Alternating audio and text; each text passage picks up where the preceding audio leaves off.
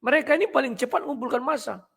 Dan hebatnya mereka tidak peduli siapa yang bicara. Asal ada kalimat teriakan takbir dan mereka semangat, ada gedoran, mereka akan mendukung. Kalau orang Kristen, siapa itu? Dari GBI, gak usah, pulang-pulang. Siapa itu? HKBP. Pulang-pulang. Siapa itu? Katolik. Pulang, biar orang-orang itu di situ. Inilah ngerinya kita di kekristenan. Tidak percaya kalian? Buktikan saja. Kalau misalnya HKBP yang bermasalah, gereja lain tidak mundur itu, gak mau terlibat. GBI misalnya bermasalah, tidak mau terlibat. Makanya banyak gereja dilarang berdiri. PGI gak ada kerjanya. Masa gak mampu dia mengurusi itu? Padahal dia bagian dari negara ini. Kan tinggal pergi aja dia.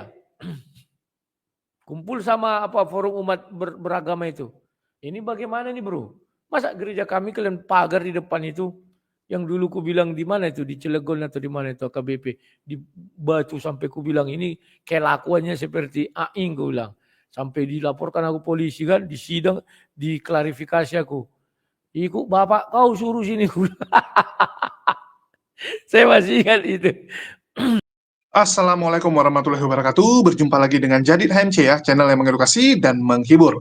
Sebelumnya saya ingin mengucapkan selamat menunaikan puasa buat teman-teman yang puasa ya. Dan jangan lupa tahun ini jangan sampai kita kalah dalam war takjil ya. Ini belum ada nih yang mulai war takjil, tapi saya pastikan bahwa tahun ini kita jangan sampai kalah dari orang-orang nonis ya. Oke, di kesempatan kali ini yang mau saya bahas adalah pernyataan Wak Labu, teman-teman. Pernyataan Wak Labu yang sedang depresi, yang sedang stres, melihat arah dari gugatan ataupun laporan yang mereka buat para apologet Islam. Kita tahu ada beberapa nama yang sedang dilaporkan. Contohnya saya, Bang Zuma, Unirifa, Utinora, dan sebagainya, teman-teman. Mereka berusaha untuk memadamkan, mereka berupaya untuk menghentikan orang-orang yang mereka anggap sangat menghalangi jalan mereka untuk membuat Islam menjadi minoritas, untuk membuat Islam hancur di Indonesia. Jadi, orang-orang yang dilaporkan adalah orang-orang yang mereka anggap akan menjadi batu sandungan, akan menjadi halangan mereka.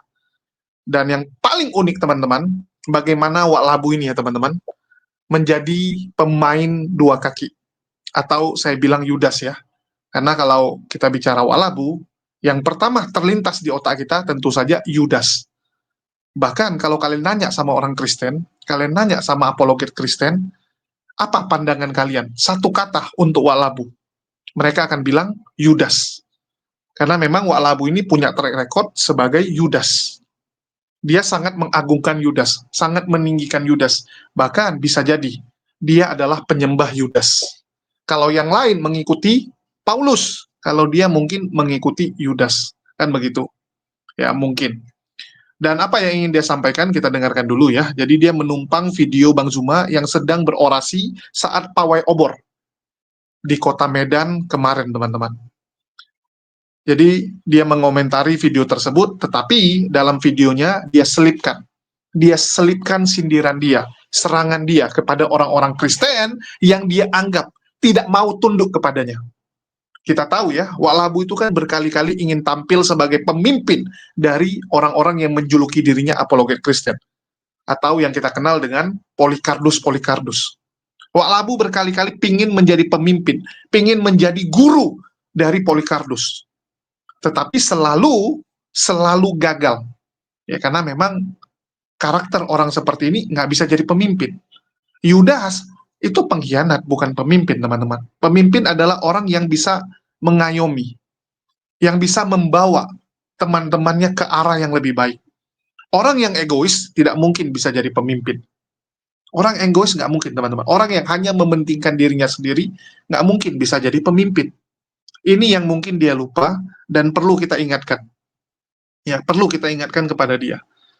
Jadi, dia selipkan pernyataan-pernyataan untuk menyerang teman-teman Kristen yang nggak mau tunduk kepadanya, yang nggak mau berdonasi kepadanya di saat momen-momen, contoh, saat Rudi Simamora itu ditangkoi 1 kali, 2 kali. 2 kali Rudi Simamora ditangkap dan Wak Labu tampil sebagai donaturnya.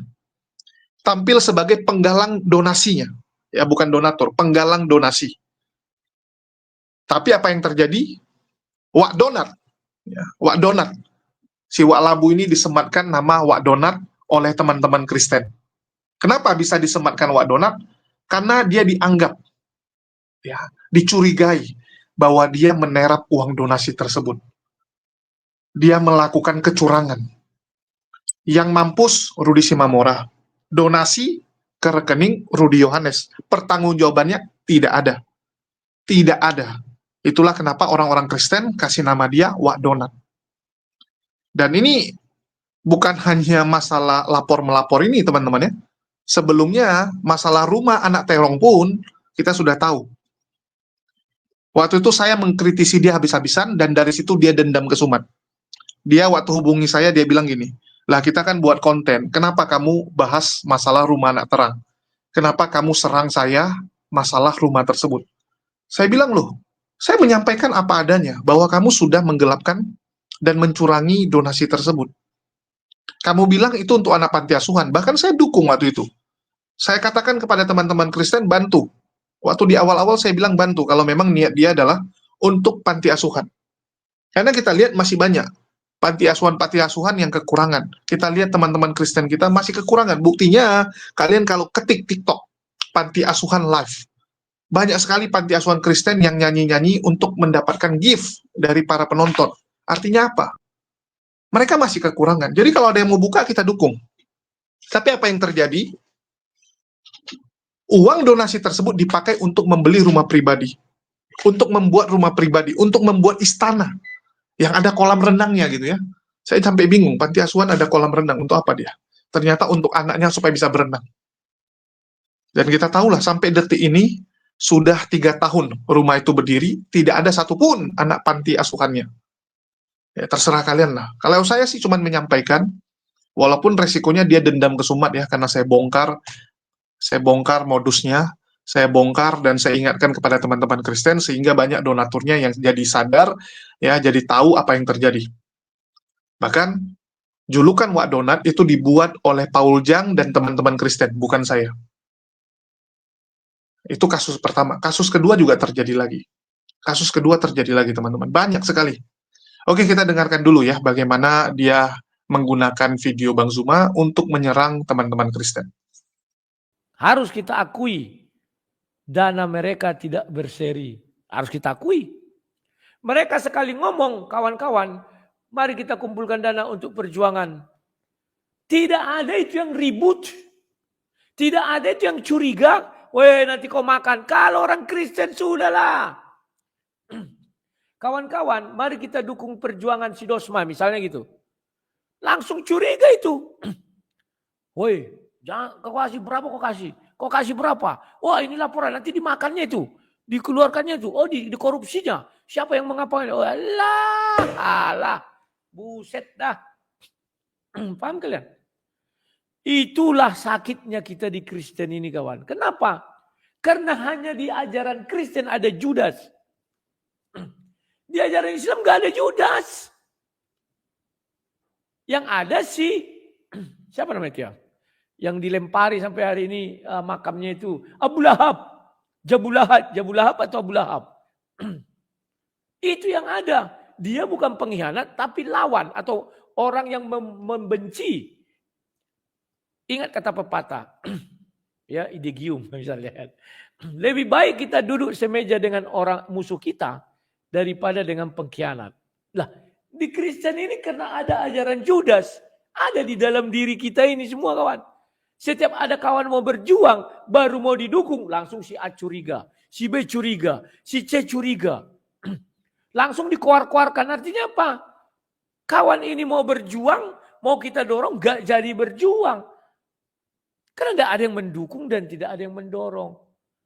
Kalian kira nggak ngeri, kawan, sudah dibuat selalu di live, Zuma ada dilaporkan, Zumba ada dilaporkan. Ngeri, kawan. Tapi mengapa dia tenang? Ini harus kalian pikirkan baik-baik, kawan. Tidak ada yang lebih hebat dari uang di muka bumi ini. Oh Tuhan, betul. Tuhan hanya hebat di KTP. Titik. Tuhan hanya hebat dan diakui orang ketika dia sakit. Ketika dia kemalangan. Ketika dia kesusahan. Kalian kira pejabat kita itu enggak disumpah semua? Disumpah. Takut enggak dia sama sumpah kepada Tuhan? Tidak takut. Karena Tuhan tidak hadir di situ. Saya sudah lihat dengan mata kepala sekali. Saya sendiri. Orang yang bersumpah tidak takut akan Tuhan. Dia lebih takut tidak punya uang daripada tidak bertuhan. Tuhan itu hanya untuk meloloskan dia menjadi pegawai negeri. Kalau nggak ada itu kawan, nggak bisa kau masuk pegawai negeri. Kalau nggak ada dibuat situ agama. Nah ini biar tahu kalian ya. Oke. Nah ini. Sekarang kita lihat lagi. Mengerikan. Islam Akbar. Alamin. Allahu Akbar. Allahu Akbar.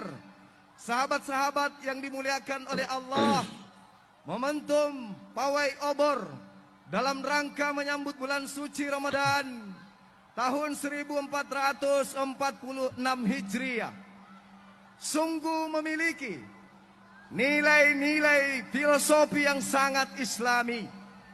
Dengan obor api mampu memadamkan segala kemaksiatan yang ada melalui jalan ajaran agama Islam. Dengan obor api kemudian kita umat Islam mampu pada bulan suci Ramadan membumi hanguskan segala macam kemaksiatan.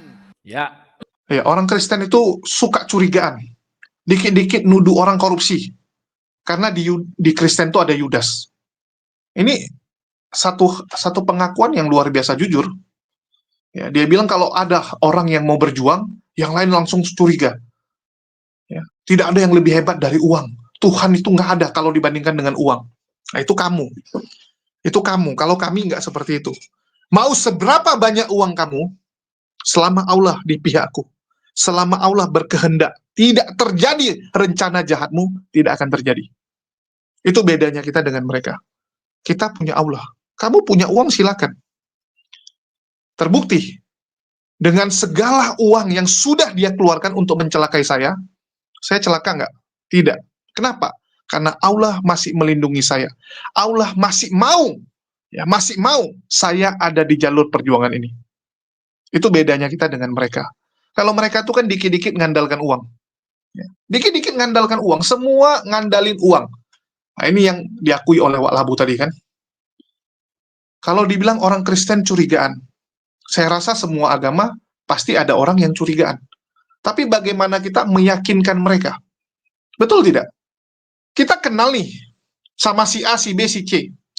Pasti kita kan akan lihat, oh si A ini bisa dipercaya, si B ini agak hati-hati lah. Oh si C ini track recordnya jelek. Tentu saja kita percayakan kepada si A. Jadi semua tergantung reputasi. Dan jangan marah kalau ada orang tidak percaya kita. Jangan marah. Contoh, misalnya saya lakukan kegiatan. Belum tentu semua orang percaya saya. Tapi bagaimana cara saya meyakinkan mereka? Tentu saja saya harus tampilkan. Ya, saya harus tampilkan apa? Saya tampilkan bahwa kegiatan tersebut benar, bukan fiktif. Ya, bukan bilang, oh untuk panti asuhan, tapi rupanya untuk saya jalan-jalan. Terus yang kedua, mutasi rekeningnya kita tampilkan. Kita transparan dalam penggunaan budgetnya. Nah ini, uang yang terkumpul sekian. Ini ada buktinya. Kita pakai untuk apa? Maka selesai itu semua. Orang akan, oh, mau gimana nggak percaya teman-teman?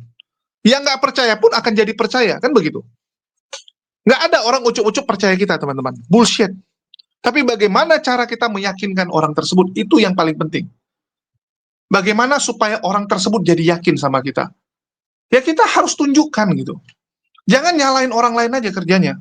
Kalau Wak Labu ini kan ngamuk dia, gara-gara nggak dipercaya. Kenapa bisa dia tidak dipercaya? Karena track recordnya jelek. Kan begitu. Mulai dari Rumah Anak Terang, terus kedua, donasi Rudi Simamora waktu pertama kali kena tangkap. Dan yang kedua pun bermasalah. Bermasalah. Yang ngomong bukan saya. Orang Kristen sendiri, sudah banyak yang ngomong. Salah satunya adalah si pipis kucing ini. Harus bertanya, tujuan kita untuk baik teman-teman. Karena ini harga diri saya udah bilang dari awal, ini karena harga diri. sebagai orang Kristen jangan sampai diacak-acak seperti itu. Ya, saya nggak mau. Giliran diajak kerja sama nggak mau, coy. Ya, maunya paling sok benar.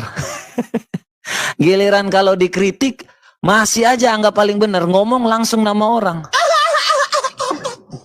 Ya, saya heran sekali. Ya, saya heran sekali hal seperti ini. Jangan-jangan juga Pak Depo, Pak DP area. Ya, tapi saya yakin sih, ya, mereka udah saling kenal.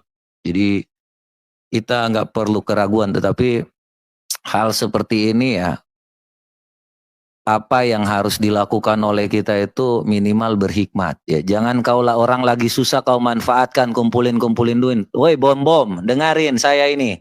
Kau tua jangan bodok. Kau itu tua di sana, harus kasih yang benar, kasih tahu yang benar supaya anak muda ini jangan sesat. Kau manfaatin aja semua ini.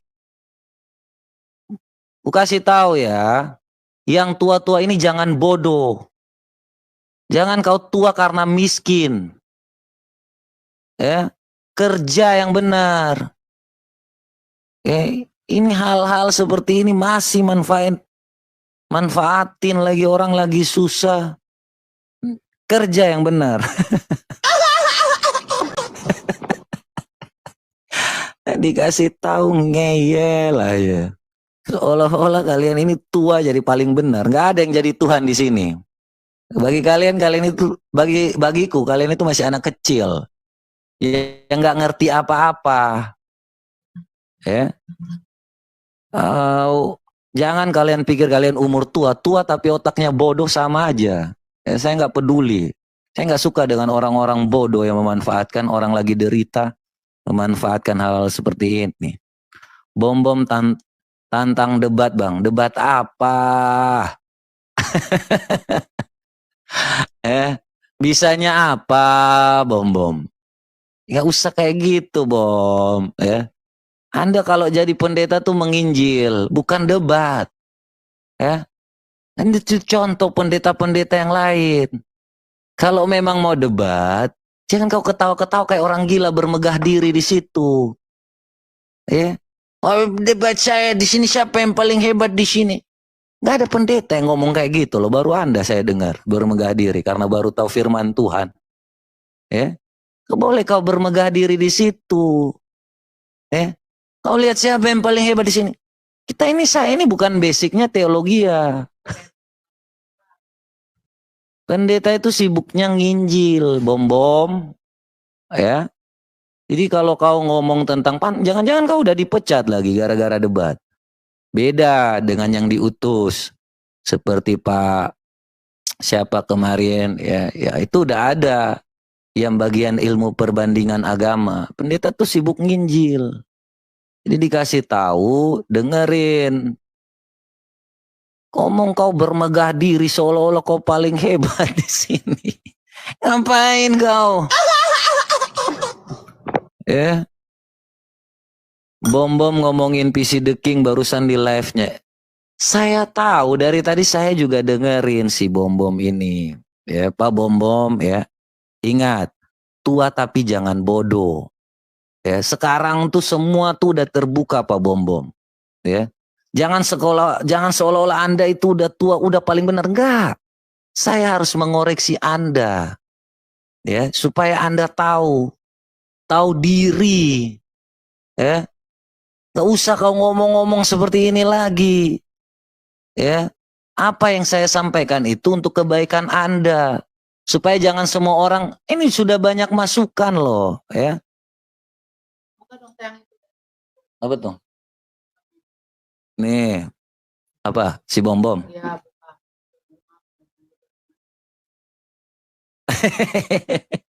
Biarin aja lah. Kalau Bom sih sebenarnya kita udah tahu lah ya. Saya tuh nggak suka ya karena dia lebih tua. Yang penting jangan bodoh. Ya. Saya nggak suka ngungkit-ngungkit urusan-urusan orang lain di sini. Saya juga nggak mau jadi teman-teman merasa bahwa oh ini terbongkar semuanya. Saya hanya minta di kasus ini supaya jangan memanfaatkan donasi. Orang lagi susah. Ya. Saya ingatkan sekali lagi, ya, ini harga diri orang Kristen ini ada di sini. Ya. Jangan kalian cari donasi, jangan kalian manfaatkan donasi untuk keuntungan diri kalian. Saya nggak pernah mau hal itu terjadi. Ya. Saya harap kalian kerja yang benar. Kalau nggak sanggup kerja dari awal, jangan nunjuk-nunjuk diri. Ya. Udah sampai di pertengahan baru mau bilang, saya lebih baik daripada saya stres, lebih baik saya pergi mengurusi keluarga saja. Apa kau ini? Ya, jangan kau seolah-olah jadi korban di sini. Kau pelaku utama. Gak usah kalian ini ngomongin hal seperti ini, ya. Saya kasih tahu Anda, ya, Pak Bom, ya, yang terhormat, yang tua, yang udah dianggap paling senior di sini, ya. Jangan Anda merasa diri Anda itu paling hebat di sini. Kami nggak memuliakan siapapun manusia di sini. Sampah, semua manusia itu sama. Ya. Anda yang harus Anda muliakan itu Tuhan. Jangan bermegah diri. Anda bukan siapa-siapa bagi saya. Anda sehebat apapun Anda ngomong, gak ada gunanya. Kalau Anda masih sifatnya masih memanfaatkan orang-orang yang lagi susah untuk keuntungan diri Anda. Ingat, hati-hati ya. Tuhan tidak tidur, Tuhan tidak tinggal diam dengan perbuatan-perbuatan seperti ini. Ya. Jadi mikir Anda. Ya. Kasus Anda itu udah banyak, saya nggak perlu bongkar-bongkar lah. Ya. Saya ngasih tahu aja kepada kalian untuk supaya benar. Ini orang lagi susah ini. Ya. Ini orang lagi pengen supaya kita bantu. Jangan kau memanfaatkan minta-minta duit di sini ya. Ini ku kasih tahu aja, ya, supaya kalian itu bisa memahami. Jangan tua tapi bodoh. Sekali lagi, senior boleh senior, kita hormati, ya. Tapi kita harus tahu bahwa mana yang benar dan mana yang salah itu kita harus sampaikan, ya. Jangan teman-teman langsung ngomong tiba-tiba, oh dia udah paling tua jadi paling benar, ya. Tua tapi bodoh nggak ada gunanya. Ya. Jangan teman-teman langsung mendewakan yang namanya yang si tua-tua ini. Ya. Jadi kita nggak boleh merasa diri mereka itu udah paling benar. Ya. Saya hanya ingatkan, ya, nggak usah Anda ngomong personal Pak Bom. Ya, Anda nggak kenal saya, tapi saya sangat mengenal Anda daripada diri Anda sendiri. Ya. Jangan ngomong pribadi. Saya hanya bilang Anda fokus pada kasus ini dan jangan Anda coba-coba bermain dengan dana donasi. Ya. Anda hati-hati itu. Jangan sampai gara-gara Anda terlalu mau mencari pembenaran, kemudian Anda ngomong-ngomong saya seperti apapun, terus tiba-tiba ada yang bongkar-bongkar lagi. Saya tuh nggak perlu membongkar Anda. Nggak penting, ya, itu nggak penting bagi saya.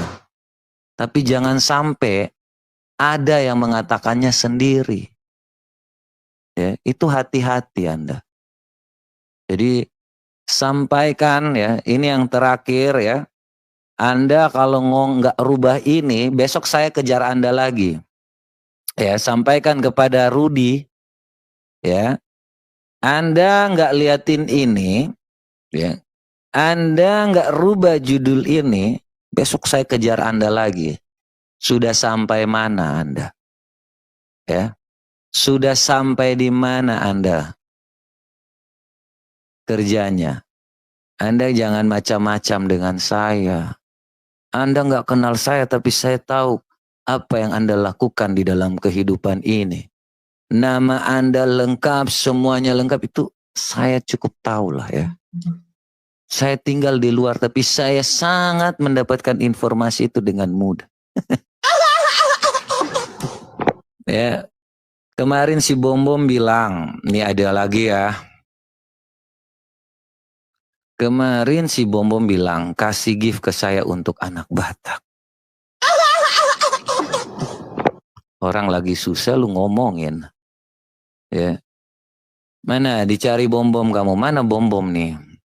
Mau ngomong apa? Biasanya hanya mulut aja yang gede. Bacot doang. Modal bacot doang, modal ngomong doang, gede bacot doang.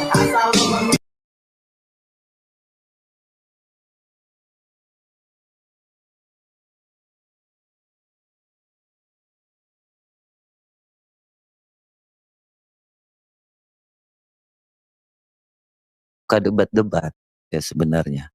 Ini hanya supaya kalian tahu ya. Jangan sampai kalian yang udah memberi, kalian gak ngerti asal-asal aja ya. Maksud kalian baik, tetapi berhikmat. Jangan kasih kepada mamon-mamon ini. Udah nggak benar ini. Mamon-mamon ini udah merasa diri bahwa ini ambil keuntungan di sini. Ya. Jadi sindikat-sindikat ini teman-teman harus hati-hati ya. Dan kalau masih bom-bom ajak dong. Bom. Tua tapi bodoh. Kayak anak-anak aja ini ya. Tua tapi bodoh. Ya. Itu kata-kata yang harus disematkan mungkin ya. Coba teman-teman, tua tapi bodoh. Dikasih tahu ngeyel ya. Mau paling benar. Seolah-olah paling tua udah paling benar. Ya. Itu salah. Jadi harus dikasih tahu ya. Jadi teman-teman ya, kalau sudah dikasih tahu masih ngeyel, nanti kita kasih tahu lagi. Gak masih ngeyel lagi, kasih tahu lagi. Kalau udah gak mau lagi ya udah ya. Apa yang harus kita lakukan? Kita nanti lakukan. Ada langkah-langkah gitu. Itu muka lu di spill Rudy Yohanes ya. Itulah muka saya ya. Kalian harus cari dong. Ya. Muka saya itu kalian harus cari. Siapa saya itu? Ya kira-kira cakep gak sih itu? Jadi kalau memang itu muka saya, ya cari. Itu Jeffrey, kok Jeffrey lagi nanti udah diomongin. Kenapa sih ini? Orang dari dulu tuh ngomong itu. Teman-teman, ya Anda cek ya, nanti searching PC The King. Ya, Anda bisa lihat, saya sampaikan ya, itu sudah dari setahun yang lalu muka itu ada. Ya. Menarik ya teman-teman ya, menarik sekali. Jadi ini memang fakta yang disampaikan, bahwa Rudy Yohanes akhirnya menunjukkan, ya kembali menunjukkan siapa dirinya. Dan ini nggak main-main teman-teman. Coba kalian cek berapa banyak donasi yang sedang dipegang oleh Rudy Yohanes. Senin besok pra-peradilan loh. Dan jangan lupa pengacaranya itu dari luar. Artinya butuh tiket. Butuh hotel untuk tempat tinggal. Kan begitu. Butuh. Nah itu bagaimana nasibnya? Coba kalian pikir bagaimana nasib para pengacaranya. Bagaimana nasib Rudy Simamora. Ngeri teman-teman. Saya katakan ngeri nih. Dan kalau banyak teman-teman sebelah ataupun Laskar Polikardus yang bilang, enggak lah itu dihack dan sebagainya. Silakan kalian buktikan sendiri. Kita ngomong bukan tanpa data, teman-teman. Kita ngomong nih dari dulu sudah disampaikan. Sudah dikasih tahu, hati-hati. Cuman kalian yang membandel. Paul Jang saja itu kasih label nama Wak Donat. Wak donasi rumah terong. Anak terong. Kenapa? Ya kita tahu reputasinya. Kita tahu bagaimana tingkah laku dia selama ini. Dan yang paling mengejutkan ya, teman-teman. Ini yang kedua. Bayangkan teman-teman. 150 juta dipakai untuk pra-peradilan. Dan pra-peradilannya Gatot. Gagal total teman-teman. Dan kita tahu, untuk residivis, pra-peradilan itu berat teman-teman. Harusnya dari awal sudah tahu, oh ini residivis, nggak akan gampang. Ngapain dialokasikan semua uangnya ke pra-peradilan? Udah tahu yang namanya persidangan itu pertempuran jangka panjang. Harusnya disiapkan semua. Ini enggak, setelah pra-peradilan, ya udah tinggalkan begitu saja. Dan sampai sekarang, nasib Rudy Simamora kasihan teman-teman. Nggak ada lagi yang mau urusin kan. Coba lihat, ada yang ngurusin? Nggak ada. Kenapa? Karena nggak ada lagi yang namanya cuan di situ. Orang sudah nggak percaya. Kalaupun Walabu ngambil lagi kasus itu, yuk kumpulkan. Orang udah nggak percaya. Kenapa nggak percaya? Ya karena perbuatan dia sebelumnya. Jadi jangan salahkan orang nggak percaya kita, tapi harusnya kamu tanya apa yang sudah kamu lakukan untuk meyakinkan orang lain. Apa yang sudah kamu lakukan sehingga orang nggak percaya sama kamu. Introspeksi diri dong, jangan kerjanya nyalain orang lain. Padahal dia sendiri, ya kita tahu sendirilah yang dia lakukan seperti apa. Ya, konyol. Dan ini yang paling seru teman-teman, pernyataan lanjutan dia ya. Kalian lihatlah hebatnya dia kawan. Kalau saya bilang dia memang seorang orator. Hanya sang debater yang bisa menyaingi dia itu orator. Tapi maaf ya, kita nggak bisa mengumpulkan massa sebanyak itu. Saya hanya berorasi di gereja, di lokalan saja. Kalau seperti ini saya nggak bisa. Ya. Bayangkan dia mengatakan di kampung orang yang tidak ada mengenal dia atau dia tidak mengenal siapa orang itu. Bisa dikatakan saya memimpin. Dia ini kayak Umar bin Khattab sekarang. Ngeri kawan, ngeri. Ngeri. Saya memimpin. Untung kita hanya perjuangannya di meja hukum. Kalau perjuangan misalnya pakai bedil-bedilan, aduh. Atau pakai kujur, tombak, pedang, segala macam. Mereka ini paling cepat mengumpulkan massa. Dan hebatnya mereka tidak peduli siapa yang bicara. Asal ada kalimat teriakan takbir dan mereka semangat, ada gedoran, mereka akan mendukung. Kalau orang Kristen, siapa itu? Dari GBI, gak usah, pulang-pulang. Siapa itu? HKBP. Pulang-pulang. Siapa itu? Katolik. Pulang biar orang-orang itu di situ. Inilah ngerinya kita di kekristenan. Nggak percaya kalian? Buktikan saja. Kalau misalnya HKBP yang bermasalah, gereja lain nggak mundur itu, nggak mau terlibat. GBI misalnya bermasalah, nggak mau terlibat. Makanya banyak gereja dilarang berdiri. PGI nggak ada kerjanya.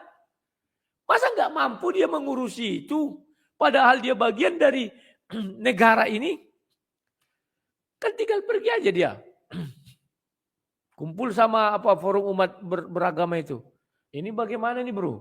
Masa gereja kami kalian pagar di depan itu? Yang dulu ku bilang di mana itu? Di Cilegon atau di mana itu AKBP? Di Batu sampai ku bilang ini kelakuannya seperti Aing ku bilang. Sampai dilaporkan aku polisi kan, di sidang, diklarifikasi aku. Iku bapak kau suruh sini ku. Saya masih ingat itu. Ya kan? Aduh. Bukan kelakuan manusia nih gue bilang. Kelakuan anjing gue bilang. Ada dulu kan, tidak kelihatan. Nah ini kawan. Nah ini. Jadi kalian lihat ya. Itulah kelebihan mereka yang tidak kita miliki. Kalau kita, siapa itu? Si Rudi, turunkan itu, turunkan. Naik lagi orang, turunkan. Tak siapa yang mau disuruh mimpin jadi ya? Semua mau jadi pemimpin. Aduh. Syahadatain. Saya minta kepada seluruhnya untuk ikuti saya. Asyhadu Allah ilaha illallah wa asyhadu anna Muhammadan Rasulullah. Akbar. Allahu Akbar. Melalui momentum ini juga para sahabat-sahabat sekalian, mari kita berdoa, bermunajat kepada Allah. Sekiranya Allah memberikan ketabahan, kesabaran, kekuatan, kemenangan, kemerdekaan kepada saudara-saudara kita yang ada di Palestina. Kasih jalan ambulannya. Hidup Palestina. Hidup Palestina. Hidup Palestina. Hidup Palestina. Nah, komunikasi yang dibangun si Zuma ini luar biasa. Sekarang dia lari ke Palestina. Dia tidak lari ke apa yang ada di Papua, apa yang di Aceh, nggak lari dia. Karena orang Indonesia ini lucu kawan, yang di depan mata dia nggak suka, tapi yang di luar sana dia suka, sok-sok internasional. Paham ya? Dia lari ke Palestina. Tujuannya apa? Membangkitkan emosi orang untuk tetap mengikuti dia. Seorang orator yang baik kan gitu, harus bisa membangkitkan emosi massa. Kan mereka bersyahadat tadi kan sampai gini-gini kan. Nah itulah harus kita pahami itu kawan ya. Aduh, kadang orang Kristen susah seperti ini ya. Kalau kita bersatu kawan, ini kota Medan loh. Bukan tidak banyak Kristen situ. Kenapa enggak ada acara langsungnya glory, glory, haleluya, glory, glory, haleluya. Kupikir merinding juga kita mendengarnya kawan. Jalan aja orang itu nggak usah buat kerusuhan. Karena nanti takutku kadang orang Kristen apalagi orang Batak. Kalau udah kumpul banyak kesempatan dia nanti itu. Ini yang ku takutkan kawan. Kesempatan apa? Menyanyi. Ya, cobalah kita tunjukkan kita tertib buat gitu di Kota Medan. Masa orang itu aja yang bisa? Kita juga bisa. Kita punya hak yang sama di negara ini. Sekalipun jumlah kita hanya 10 orang. Loh, kan hak asasi manusia kawan. Tapi kenapa orang Kristen tidak bisa buat seperti itu? Kita harus akui orang Kristen paling sulit bersatu. Kenapa? Karena ada denom-denom itu tadi. Udah masuk itu, GBI doi, lagunya aja Martopaki. Mulailah lagu yang apa? HKBP doi, Kidung Jemaat doi. Gak usah ikut. Ini kawan ngeri kali lah kita ini. Tapi sudah kita lanjutkan dulu ya. Hidup Palestina. Hidup Palestina. Merdeka. Merdeka. Allahu Akbar. Allahu Akbar. Allahu Akbar. Allahu Akbar. Baik sahabat-sahabat sekalian. Ribuan geng. Demikian Ada orasi bawa HP singkat itu dari semua saya bawa Bang lampu. Suma. Salam dari Bang Suma untuk Kota Medan dan sekitarnya. Jaga akidah anak-anak kita. Jaga. Jangan biarkan kemudian mereka terkontaminasi ajaran Yunani kuno, ajaran mulai. Romawi kuno. Nah, inilah yang ku bilang batu lompatan dalam berbicara dia pandai. Jaga anak-anak kita jangan sampai terkontaminasi. Dia kan menyerukan agar pemurtatan jangan sampai terjadi. Ajaran Romawi kuno, ajaran Yunani kuno. Bayangkan kawan. Ya, kalau saya bilang orasinya malam ini berhasil. Dan Islam cepat mengumpulkan massa. Kalau Kristen nggak bisa dia bilang. Ini kan fitnah lagi. Ya. Kalau kamu orang Kristen, atas nama Kristen kumpulin massa, pasti bisa. Cuman jangan pakai nama denom. Ya, dia bilang, oh ini dari GBI, yang lain pulang. Oh ini HKBP, udah nggak usah urusin. Ya, HKBP bermasalah, gereja lain nggak mau urus, PGI nggak mampu mengurusnya. Halo, karena itu masalah denomnya, bukan masalah kekristenan. Betul tidak? Kalau kamu mewakili kekristenan dengan tulus, dengan benar, saya yakin teman-teman Kristen akan maju. Masalahnya yang kamu bawa adalah kepentingan. Selama yang kamu bawa adalah kepentingan dirimu dan kelompokmu, orang lain nggak mungkin mau. Kan begitu. Kalau kamu demo atas nama GBI, loh ngapain orang ikut-ikutan yang di luar GBI? Kecuali atas nama Kristen, orang akan kompak kok. Kita lihat demo di Medan, salah satu yang terbesar adalah demo babi. Saya ingat sekali ya, karena saya pergi lihat itu, demo babi itu. Luar biasa jumlah masanya. Karena nggak bawa-bawa GBI, HKBP, dan sebagainya. Buktinya bisa kok. Ya. Orang itu bisa kompak tergantung tujuannya ini kemana. Terus yang kedua, oratornya siapa? Siapa kepalanya gitu, pemimpinnya siapa? Kalau Walabu ini kan selama ini, ya mohon maaf, gagal maneh. Yang paling lucu bacotan dia gini, Bang Zuma itu orator yang hebat, yang bisa mendandinginya cuma dirinya. Inilah Walabu, dari dulu selalu meninggikan dirinya, tapi nggak sadar. Kalau kamu tuh bukan siapa-siapa. Sejak kapan Walabu bisa jadi orator? Apakah orator itu hanya besar bacot, hanya yang besar ngomong, hanya yang jago ngomong? Enggak. Orator itu adalah orang yang bisa membangkitkan semangat orang lain. Orang yang bisa membakar semangat orang lain. Orang yang bisa membuat pendengar orasinya menjadi bergetar hatinya. Ya, membuat getar hati para pendengarnya. Bukan cuma karena besar omong. Kalau besar omong ya kamu jago memang. Nggak ada lawan. Namanya Walabu. Kan gitu. Walabu itu kan orang yang jago ngomong. Banyak cakap. Kita lihat berapa banyak orang yang ikut si Walabu. Nggak ada. Rudi Simamora mau jadi muridnya. Coba lihat nasibnya gimana. Coba lihat. Malah jadi tumbal untuk menggalang donasi. Kan begitu. Udahlah. Bagi teman-teman Kristen. Saya sekali lagi ya. Para orang-orang atau para Polikarpus ini. Itu bukanlah pembela iman Kristen. Gara-gara mereka lah. Toleransi di negara kita rusak. Gara-gara mereka, silakan dicek. Gara-gara mereka kok. Dunia ini, Indonesia ini akan lebih aman kalau nggak ada yang namanya Polikarpus ini. Yakinlah. Izin gereja akan jauh lebih gampang. Izin keramaian akan jauh lebih gampang. Hubungan akan lebih bagus. Ini kan jadi jelek gara-gara diprovokasi.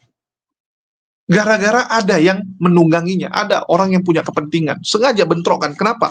Supaya kalian nanti merasa, wah kita tertindas. Kita butuh orang yang di depan. Kita butuh orang yang bisa melawan Islam. Kita butuh orang yang bisa menyakiti Islam. Siapa? Polikarpus ini. Sehingga kalian kasih. Ya kalian mau keluarkan uang kalian untuk mereka.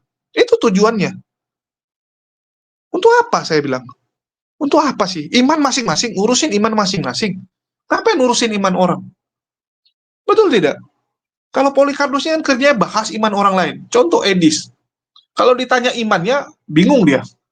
Bingung. Wah, Labu ini masih mending dia kan, masih bisa salto kiri, salto kanan kalau ditanya tentang kekristenan. Masih bisa dia salto-salto, walaupun jawabannya aneh-aneh. Oh, Yudas di surga gitu kan. Oh, Daud masuk neraka. Yang penting jawab dia gitu. Kalau Edis, nggak ngerti sama sekali. Nggak mau jawab juga. Nah, ini yang teman-teman harus tahu. Dan ada ya pengakuan Wak Labu yang cukup mengejutkan. Ya. Dia mengaku bahwa dia dulu pernah tuh, waktu HKBP Cilegon sedang didemo, dia katakan pendemo HKBP Cilegon itu umat Islam anjing. Ya, dia bilang seperti itu. Umat Islam yang lakukan itu adalah anjing. Bayangkan teman-teman. HKBP Cilegon tidak punya izin dan didemo oleh umat Muslim yang ada di sana karena memang tidak memenuhi kriteria dan izin, dia kata-katain seperti itu. Inilah bukti bahwa kalau mereka yang menghina itu bebas. Coba kita lihat Polikarpus ini, enak aja kan menghina. Bebas mereka, kenapa? Ya, kita lihatlah keadilan, kita lihatlah hukum yang sekarang ada di negara kita. Belum lagi ditambah, kita harus akui, dari sisi pengacara kita kalah. Banyak sekali pengacara yang agama Kristen, yang KTP-nya Kristen, itu bangkit. Ya, tidak terima gitu, ada yang membahas agamanya. Walaupun kita cuma membaca, cuman menanyakan apa yang tertulis. Mereka nggak terima. Mereka laporkan. Tapi kalau pengacara yang KTP Islam mana? Nggak ada. Ya, belum ada. Dan kita harap nanti ada kan gitu. Kita harap aja. Ya, jadi sekali lagi, kalau dibilang orang Kristen nggak bisa bersatu, itu bodoh. Orang Kristen pasti bersatu, apalagi minoritas. Minoritas itu pasti lebih kompak. Itu udah hukum alamnya, teman-teman. Dimanapun minoritas akan lebih kompak. Ya. Itu udah hukum alam gitu. Jadi sekali lagi, ya buat teman-teman Kristen, jangan mau diprovokasi, jangan mau dibodohi, apalagi orang ini hanya orang yang sibuk dengan kepentingannya sendiri. Sudah ada track recordnya. Kecuali dia bertobat, ya itu pun kita harus tunggu. Nggak bisa dia bilang, oh saya sudah bertobat, saya nggak lagi seperti itu, percaya sama saya. Nggak bisa. Pasti ada proses kan gitu. Pasti kita butuh proses. Lihat orang ini sudah benaran bertobat atau cuman omon-omon. Cuman omon-omon doang. Itu sih yang mau saya sampaikan. Dan semoga bisa dimengerti oleh teman-teman Kristen ya. Mari kita bersatu, jangan mau diprovokasi, jangan mau dipancing, jangan mau ya kalian dimanfaatkan oleh orang-orang seperti ini yang hanya sibuk mencari keuntungan pribadi. Sekian dari saya, makasih buat semuanya. Di akhir kata saya ucapkan wassalamualaikum warahmatullahi wabarakatuh. Sampai jumpa di konten-konten kita berikutnya.